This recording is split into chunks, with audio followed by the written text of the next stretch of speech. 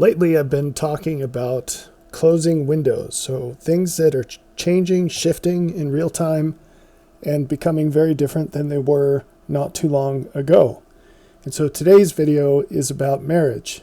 Now, I've spoken a lot about finding a spouse and about marriage, but this one's going to be focused on how things are changing to make this more difficult than it used to be. Here's some questions for you. What does it take for a person to be worth marrying? So what qualifications does a person have to have in order for it to be a good idea to marry them? Now, obviously, this is a different list for men versus women. But whatever that list entails, is it getting easier or harder to find those qualities? And is it easier or harder to develop those qualities yourself? How will you find a person like this? Is it getting easier or more difficult to find them? Well, I hope it's pretty obvious that it's much more difficult than it used to be. Now, there are two components of this. One is that the world is a harder place than it was just not too long ago in many, many ways. So let's just zoom into one to make the point. Let's talk about economically. Until very recently, there were a few jobs that any man could go into, and as long as he was at least average intellectually, he could make enough money to fund a wife and children, and that wife would not have to work if she preferred to stay at home with the kids. That is extremely difficult to do for those who are entering that period of life today. So if you're at an age where you're training for your career, or you're younger than that, and you're a man, you will have an absolutely more difficult time getting to that level of financial security than people just 5 or 10 years older than you. And that trend will continue. It's not going anywhere. We're at the tail end of an economic boom that basically started during the Industrial Revolution. And it topped out no later than 2008. Some would say that actually happened in the early 80s. But somewhere in that window, that was the best it was going to get. And since then, everything has been in decline. And more recently, it's been in steeper decline. So it's come in waves. And there's no sign of it stopping. There's no reason for it to stop. There's every reason for it to continue to get worse. Now, that's just economically. Culturally, which of course these things are tied together, culturally things are continuously degrading. And so when you get married today, it's not just that you're working against all the headwinds of the economics of it, that it's much more expensive to raise a family than it used to be. Everything costs more. And it's much harder to earn money than it used to be because there aren't as many opportunities, or at least they're not as easy to find, and they don't last for as long. They're not as secure as they used to be. But on top of all of that, there are many other headwinds. You get married, there's a constant strain for you to get divorced. There are all these forces operating on your marriage of cultural ruts, trained behavior, expectations, all of these things that were not present 1, 2, or 3 generations ago. It's gotten successively worse over those generations. So let's go through a partial list, just a quick overview of just how extensively the set of people worth marrying is shrinking. As far as viable men go, I already made the point that you have to make a lot more than you used to. And by the way, it's much more difficult to do so. I saw a news report this week that the average amount of money you need to make to own a home, I think it's $106,000 a year. Now, when I first started talking about men and earning potential, I said, ladies, don't even think about marrying a guy that's not making six figures already. Not one day he might, but today. Don't even think about it. Which of course means you're going to have to aim a little older than most of the folks do today. That's one of those cultural parachutes dragging everybody down, is this idea that, oh, I can only date a guy that's exactly my age. That's very stupid. That's very stupid. That's the opposite of what you want to do. And what that window should be, who knows, but historically 5 years is not seen as a big deal. Even just a few years ago, 10 years wouldn't have been a huge deal, but at that point, you know, you'll be able to defend yourself to a point with 5 years to your friends, but once you hit 10, you're going to be mobbed by all sides by people who say all kinds of terrible things all the time. So, caveat emptor. Anyway, I was saying 6 figures or forget it. That's not even enough anymore. 100K is not enough. If you want to live in a house that you own, you have to find a man who's making bucks or already owns a house. Now that's a really interesting dynamic that I don't want to get too far afield on. But as society decays, what's happening, and we already know this because of the boomers versus everybody else dichotomy that is prevalent in society today, this mindset. But the boomers, and I made another video about this, talking about this idea of makeup for men, symbolically, not literally, as a paradigm of the boomers just sort of waking up and striking it rich for doing very normal things that shouldn't really be coupled to wealth. But it's not like that anymore. And now that it's decayed, there are older people who will always have it better than you. And there's very little that you can do about that. Now, there are a lot of things you can do, but you're not going to change that pattern. And this extends now, not just to old people, but to people who own homes. You could be relatively young and have a house that's paid off. You could have a house that's paid off if you're 40, if you've played your cards right. You might even be in your 30s and have a paid off house. So there are single men out there who have a home and it's completely paid off. And the value of that is just going to keep going up exponentially as house values keep going up exponentially. Do you understand that? Because the salary you would need to do that under current conditions is unreachable by almost anyone. That's the trend that you're going to see in more and more of these things. It's too late to make it like it used to be. And so your choice now is to adopt to much lower expectations, or if you're a woman, you have this option, find an older man who's already there. And this is so unpalatable to modern people, it's not even funny. They'd rather burn the whole system down, which is what they'll try to do. If they're not already, you can make a case they're already trying to do that. But anyway, let's get back to this list. But it's not just economic. Almost every man is addicted to pornography. I said that very intentionally. I am not exaggerating here. And you say, well, not religious men. Baloney. The last statistic I saw, I think, is 86% of men who go to church are addicted to porn. Think about that. That really changes your perspective when you think about all the men at church, huh? So many men today are emotionally weak. I'll just say that and move on because I don't want to make this video super long. Tons of young men have low testosterone. Tons and tons.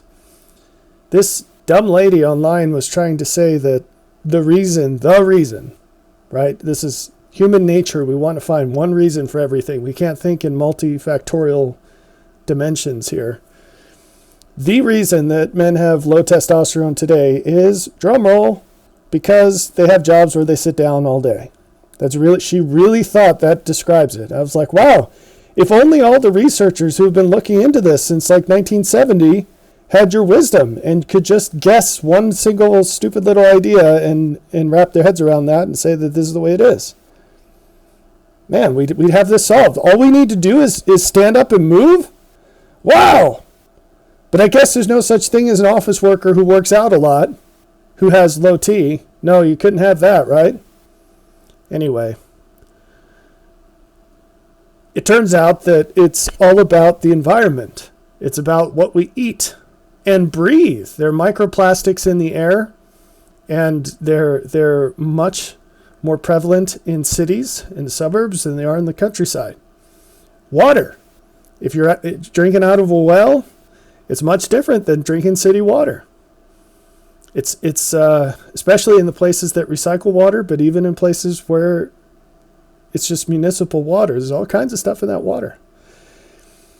So there are a lot of issues, and another one is hormonal birth control. But anyway, the environment is absolutely affecting testosterone levels.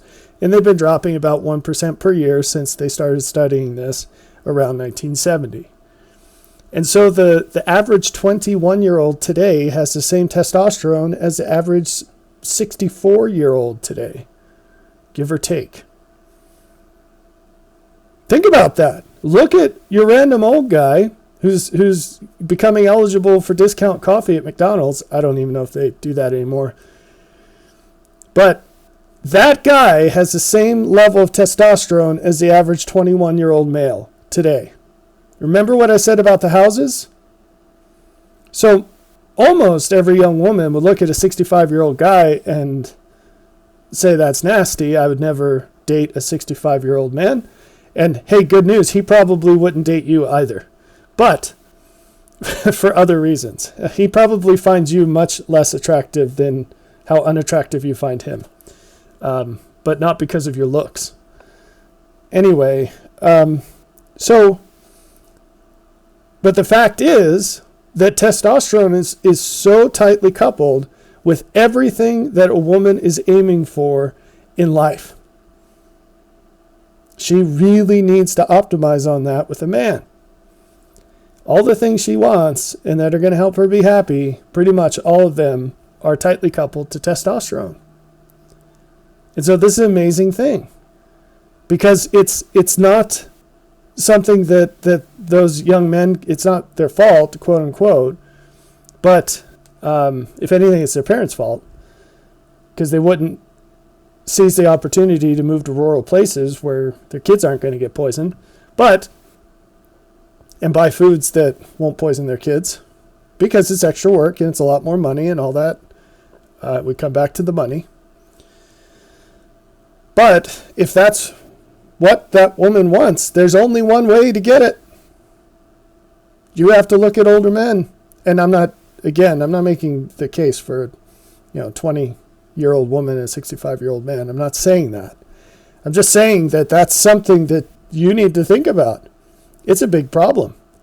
And what it's doing as we go through all this, what's happening is there are more and more cases where it's just not worth it. There aren't options. And so you can't just slide into whatever your parents and grandparents and great-grandparents did. It's the same situation with work. You can't just roll out of bed and go to the nearest employment opportunity and work there till you retire and expect a middle-class life. It's not going to happen.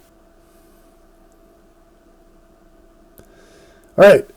Tons of young men are fat. Tons. It's becoming the majority case that men and women are overweight. It's harder and harder to find someone who's not fat. And in other videos, I talked about why that's a problem. So we won't go into that. But it's a huge problem. Pun intended. But it is a big problem.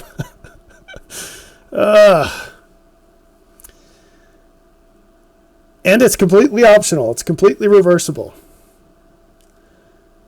Living with parents. A shocking number of single men live with their parents. And that's probably a deal breaker for you. Unless he's stacking cash by doing that. But if it's just this sort of I live in my mom's basement and I play video games kind of guy, then that's much different than, hey, I make good money with this job you actually have to prepare for, and I'm saving the down payment for the house I'm going to buy. But anyway, that's an issue. And it's, what is the percentage? I think it's up to 40% now. 40% of single men live with their parents. Something like that. So if you meet a guy, there's a 1 in 3 chance he's living with his parents. There's, even if he's religious, there's an over 80% chance he's hooked on porn. There's almost a 100% chance that he has as little testosterone as a 64-year-old man. There's a very high chance that you can make him cry if you don't soothe his tender feelings every time he's feeling lonely or whatever. All right. Now, what percentage of young people got the jab? And this is for guys and gals. If that's important to you, if you'd like to have children and you don't want them to have 3 heads or something, then, and you don't want your husband to drop dead at 24 from a heart attack or whatever else might happen, you don't want your wife to get turbo cancer when she's 32, then maybe that's something that's a deal breaker. Now, finally, the last thing I wanted to mention was a large percentage of single men are opting out of dating. They've taken themselves off the market. They've gone MGTOW. They're no longer interested. They say the juice isn't worth the squeeze. And I'm trying to think what percent, I saw this a long time ago, what percent of men, single men, say they're not interested. It's high. It's shockingly high. It's not a small number, and it's increasing every year. All right. What about women? Now, I didn't mention Me Too on here. There are interested guys that just aren't going to ask out any women because they're afraid of a lawsuit or getting fired or something. Okay? Or a tell-all in a magazine or whatever. So that's the guy's side. What about the gal side? What about the ladies?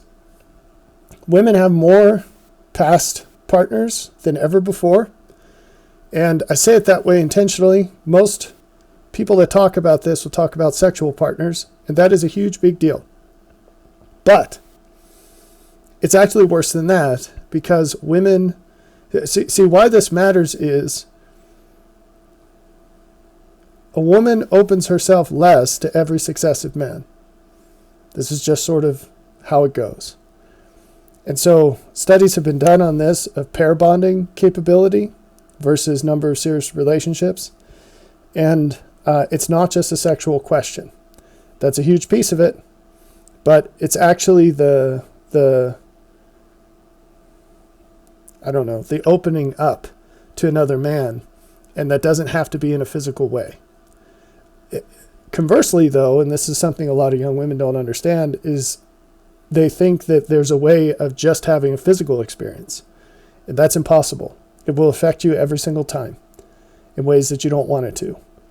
And so it's absolutely something that ought to be reserved for what it's intended for.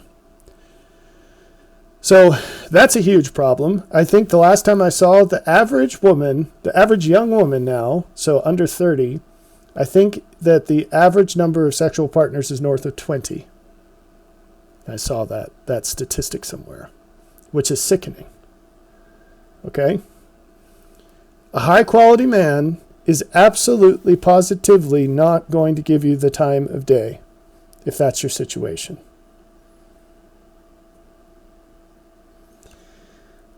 So that pulls, I don't know if it's a mean number or median number, but depending on which way that goes, half of all women are disqualified from marriage to a quality man, just right off the bat with that. Now, I would pull that slider all the way down. And if you're a high-quality man, you're probably not interested in a woman who's had a serious relationship at all with another man before, who wasn't related to her.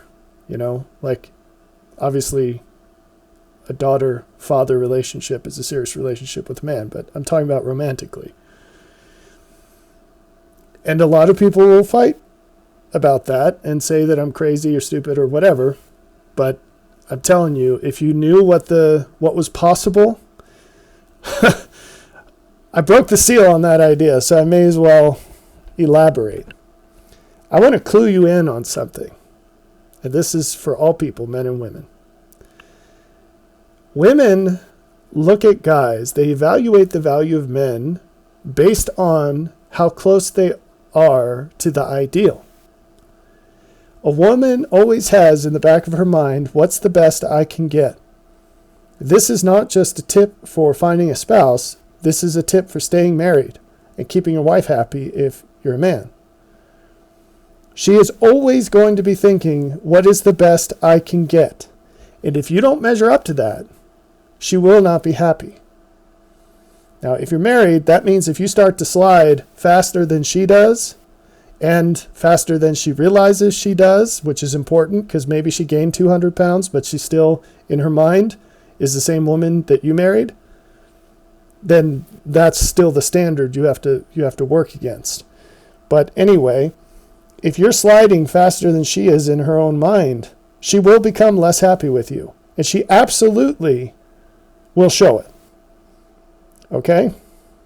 And that right there is probably going to explain all kinds of marriage turmoil that people are just sort of mystified. Why are things not good anymore?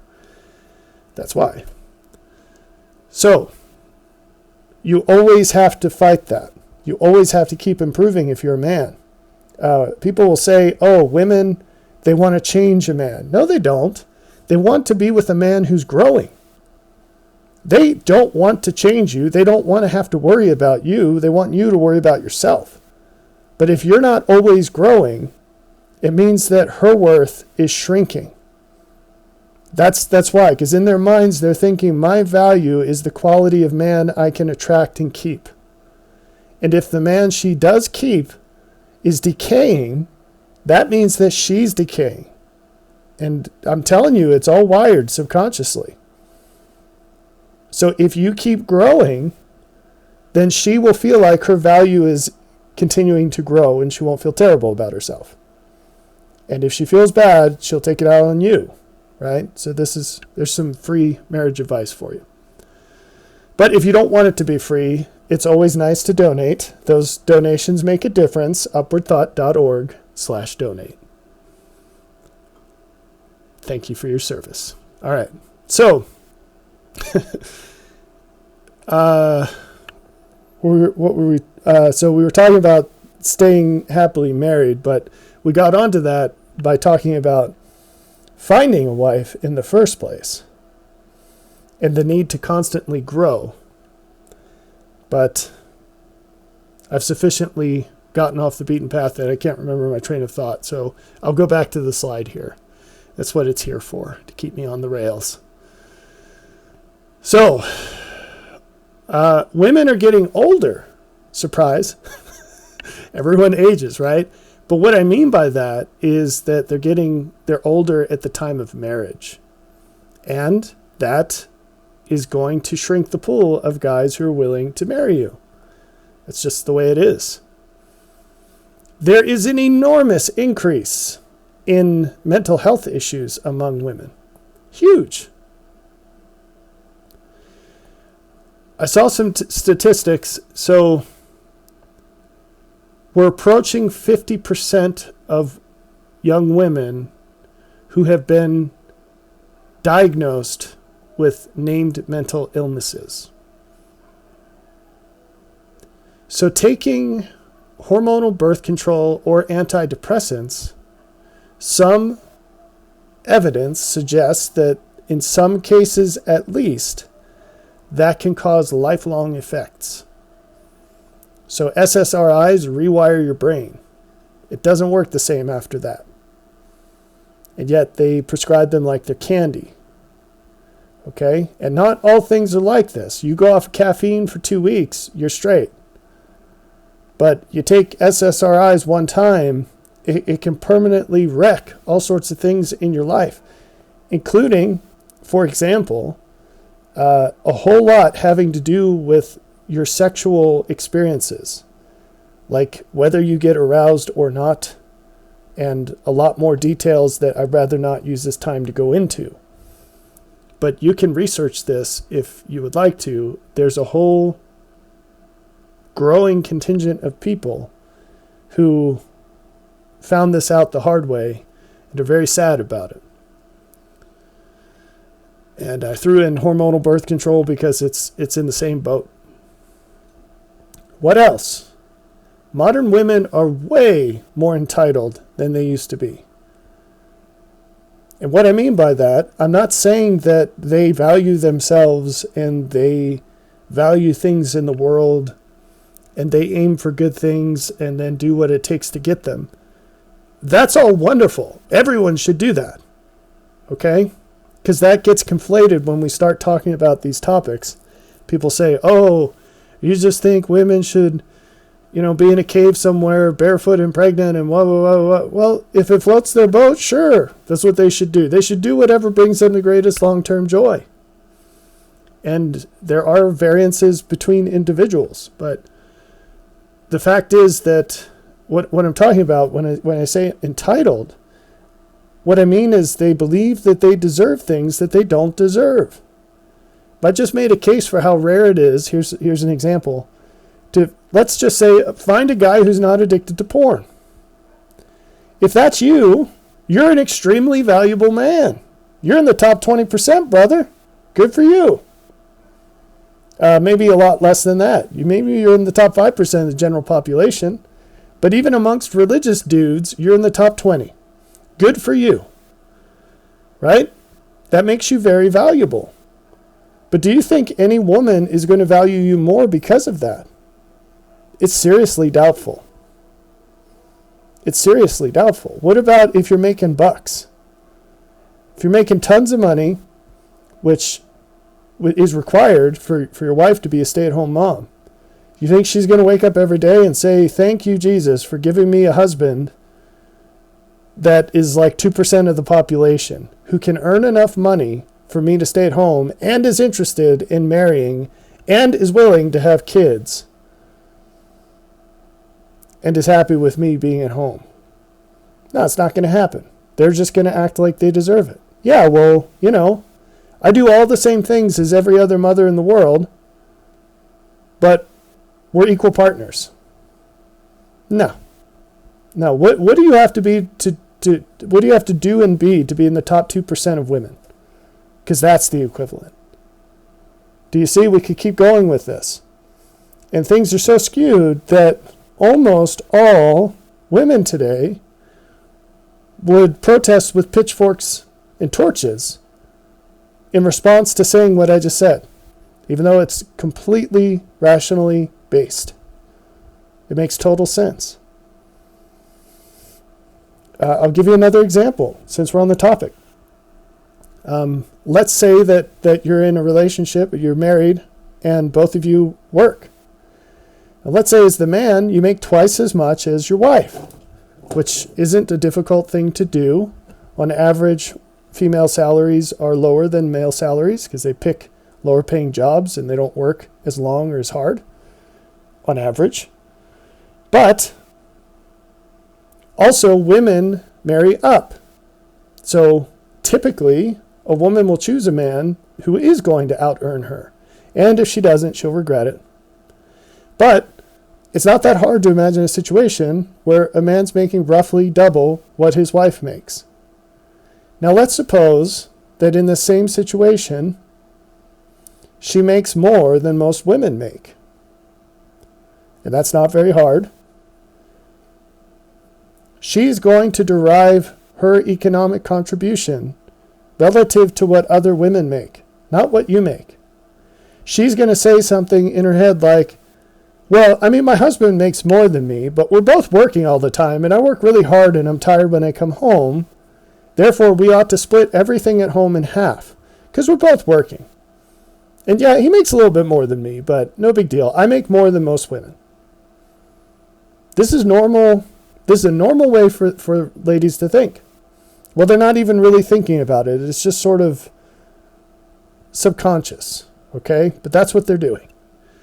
And so there's this massive entitlement and ingratitude. You see posts on the web and a stay-at-home mom is saying some rubbish like, this is the hardest job in the world. Lady, it wouldn't be on the list of the top 100 hardest jobs in the world. First off, the only reason you can do it is because you're smart enough to marry a guy who's doing a much harder job than you. He could replace you financially with a fraction of what he earns. That's not what it's about. He's giving you a gift because he loves you. And if you really think that you're doing a difficult job by doing what every woman has done since the dawn of time, you're really not seeing things as they are. Not even close.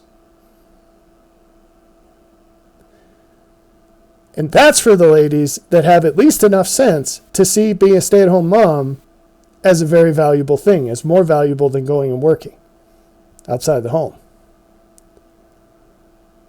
You see what I'm saying? A high-quality man doesn't want to walk through the door, nor should he, and have his wife hand him the kids and say, "I'm so glad you're home. Today's been so hard. I need a break."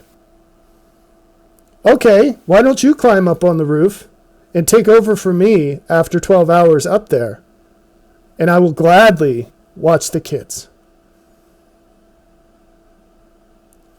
Now again, this isn't about the nuts and bolts of exactly how your life goes when the guy comes home from work. Or when you come home from work if you're the guy. Of course, a quality man is going to do all he can to make his wife's life as wonderful as it can be. But if you have that mentality as a lady, no quality man wants to look forward to that. Geez, I have done for this woman what hardly any man on this planet could or would, and given her the easiest, most valuable, meaningful life a woman can possibly have here on this planet today. And she still can't even hack it. And I have to mop up her mess when I come home from doing what I have to do to provide all that in the first place. No quality man is going to want that. But we're churning out young women that are basically incapable of the easiest things. And so if you find, if you, as a parent, if you're developing young men and young women that are exceptions to these rules, you have to help them understand that they're exceptions to these rules. If you raise some wonderful young lady who is not like any of these things, or some wonderful man that is responsible and courageous and strong and smart, he's nothing like what's on the screen here. And then they just go out and do what everyone else does? You just wasted it. It's basically like you trained up this wonderful child and then they got called out to war and shot in the head. And you'll never see them again. And they'll do nothing with the rest of their lives because they're dead. That's what it's like out there. It is a raging dumpster fire.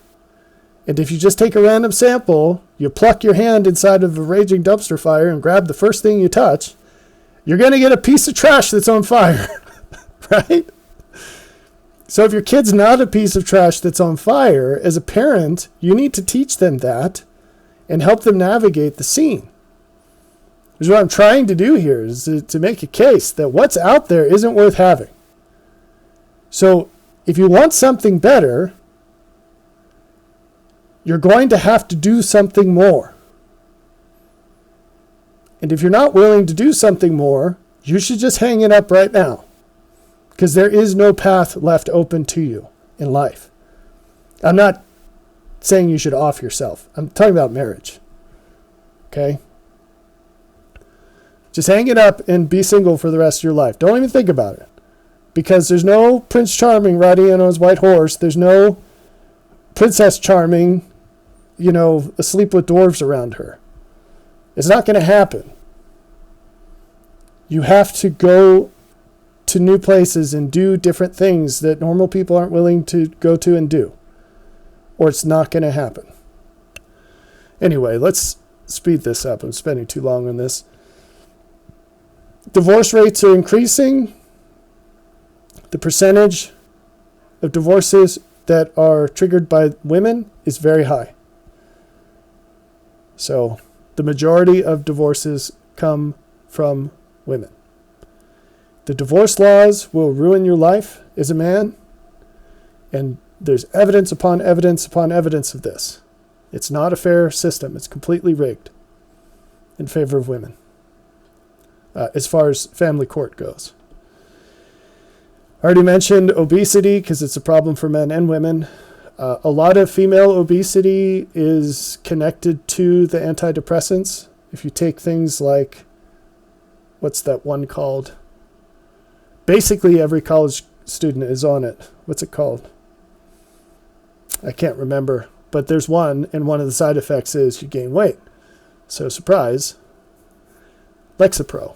That's what it is. Tons of ladies that got the jab as well.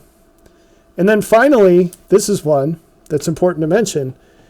We're talking about closing windows. It used to be that you'd find in your friend groups, through school, in your peer groups, through work, social settings, there were activities you could go to, church, you could find decent young women to marry if you're a decent young man. All of those avenues are essentially closed. Why?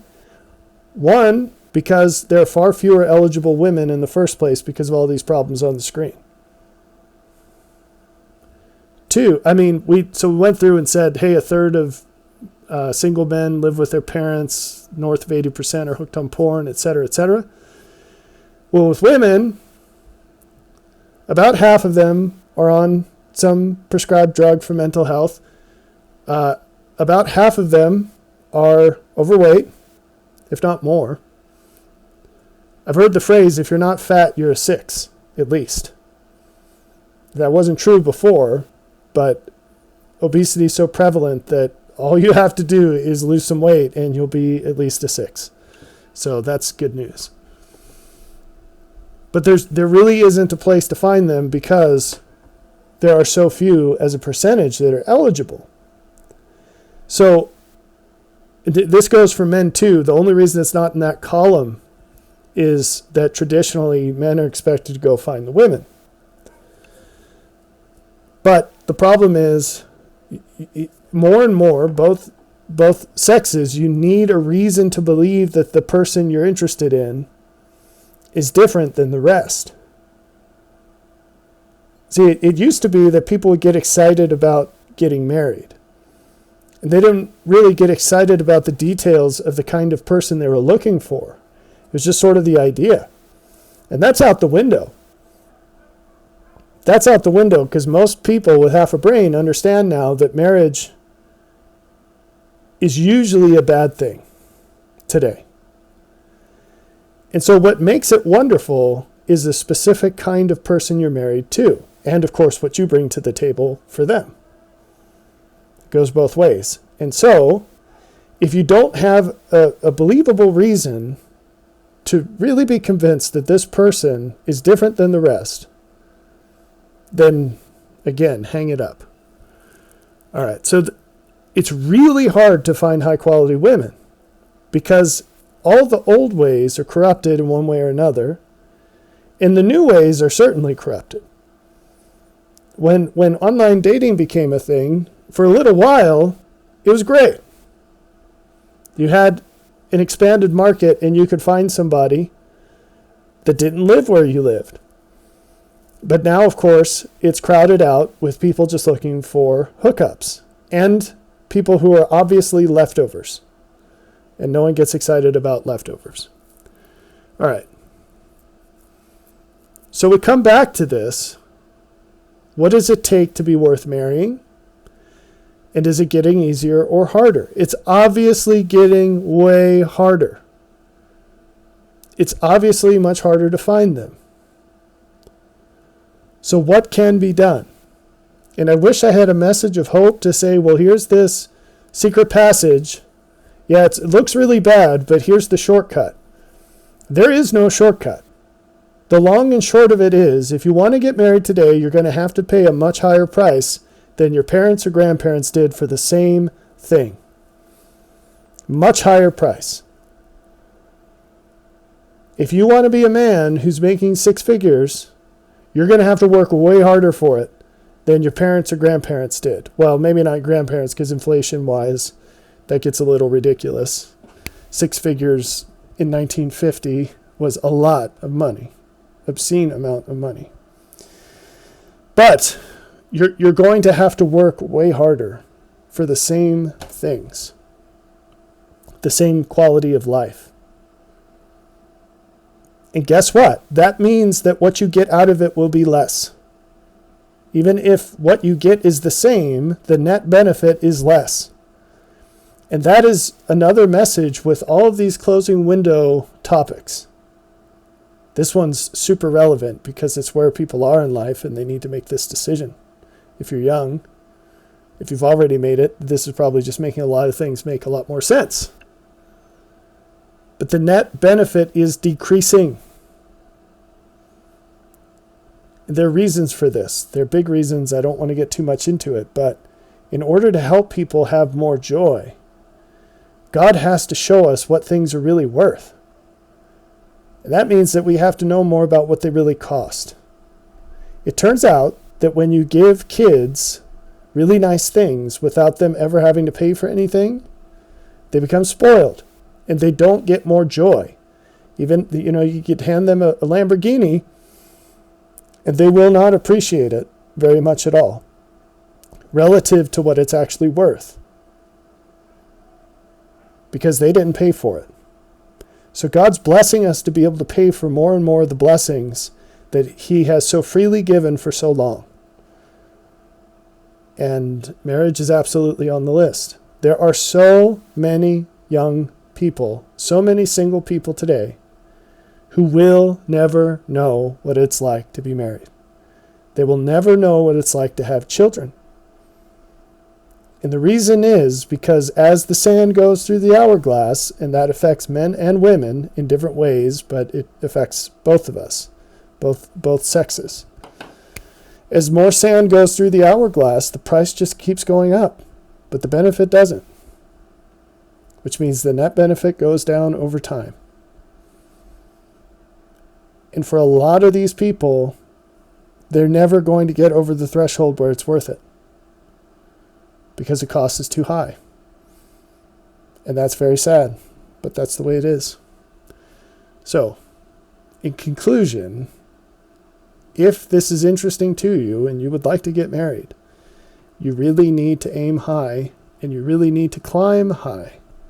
You need to become a very good person. And then you need to do what it takes to find a very good person. You have to pay more for less.